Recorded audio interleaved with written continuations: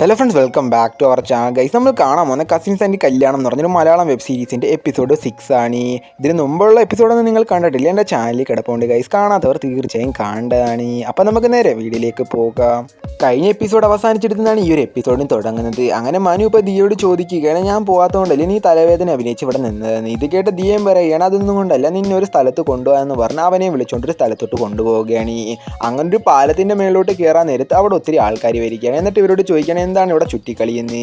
അവരും പറയുകയാണ്, എൻ്റെ വള കളഞ്ഞു, അതുകൊണ്ടാണ് ഇവിടെ നിൽക്കുന്നത് ദിയ പറയുകയാണ്. ഇത് കേട്ട് അവരും പറയുകയാണ്, വളയൊന്നും ഇവിടെ കിട്ടത്തില്ലെന്ന് അവരെ പറഞ്ഞു വിട്ടിട്ട് അവരവിടുന്ന് വള തേടുകയാണ്. അങ്ങനെ ഇവരും പെട്ടെന്ന് ഓടി ഒരു ഊഞ്ഞാലിൻ്റെ അടുത്തോട്ട് പോവുകയാണ്. മനു ആദ്യമായിട്ടാണ് ഊഞ്ഞാലിൽ കയറുന്നത്, അതുകൊണ്ട് തന്നെ അവനും പേടിയായിരുന്നു.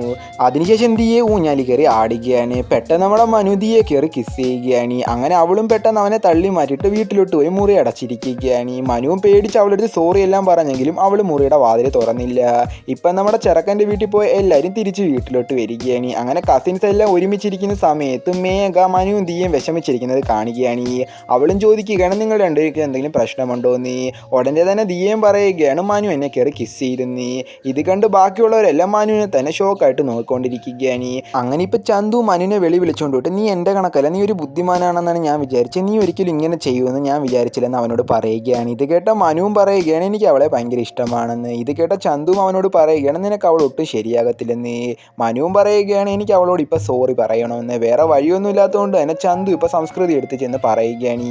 അങ്ങനെ സംസ്കൃതിയും ചെന്ന് ദിയ എടുത്ത് സംസാരിച്ചപ്പോഴേക്കും ദിയ പറയുകയാണ്, എനിക്ക് പറ്റത്തില്ലെന്ന്. അശ്വതി ഇപ്പം സംസ്കൃതി ചോദിക്കുകയാണ്, നീ എന്തിനാണ് ഇങ്ങനെ മനുവിന് വേണ്ടി സംസാരിക്കുന്നതെന്ന്. സംസ്കൃതിയും അവരോടെല്ലാം പറയുകയാണ്, എൻ്റെ അച്ഛനും അമ്മയും ഇപ്പം സെപ്പറേറ്റ്, നിങ്ങളും കൂടെ എന്നെ വിട്ട് പിരിയാതിരിക്കാൻ വേണ്ടിയാണ് ഞാനിങ്ങനെ പറയുന്നതെന്ന്. അങ്ങനെ ഇപ്പം മനു അവളുടെ അടുത്ത് വന്ന് സോറി പറയുകയാണ്. പക്ഷേ ദിയ ഒന്നും മിണ്ടുന്നില്ല. അങ്ങനെ ഇപ്പം മനു വീട്ടിലോട്ട് പോകാൻ പോയപ്പോഴേക്കും മേഘ അവളോട് ചോദിക്കുകയാണ്, മനു അണ്ണൻ ഒരു തെറ്റല്ലേ ചെയ്തിട്ടുള്ള, അണ്ണനോട് ക്ഷമിക്കണമെന്ന്.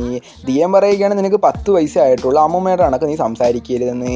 അങ്ങനെ മനുവും കാറിൽ കയറാൻ പോയപ്പോഴേക്കും പെട്ടെന്ന് മേഘ മനു അണ്ണൻ എന്ന് വിളിക്കുകയാണ്. എന്നിട്ട് അവൻ്റെ അടുത്ത് ചെന്നിട്ട് ഒരു പേപ്പർ മനുവിന് കൊടുക്കുകയാണ്. അവനും ആ പേപ്പർ വായിച്ചു നോക്കുമ്പോഴേക്കും അതിൽ ഇറ്റ്സ് ഓക്കെ എന്ന് ദിയ എഴുതിയതായിരുന്നു. ഇത് കണ്ട് അവന് സന്തോഷത്തോടെ കാറിൽ കയറി പോവുകയാണ്. അതോടുകൂടി ഒരു എപ്പിസോഡും അവസാനിക്കുകയാണ് ഗായ്സ്.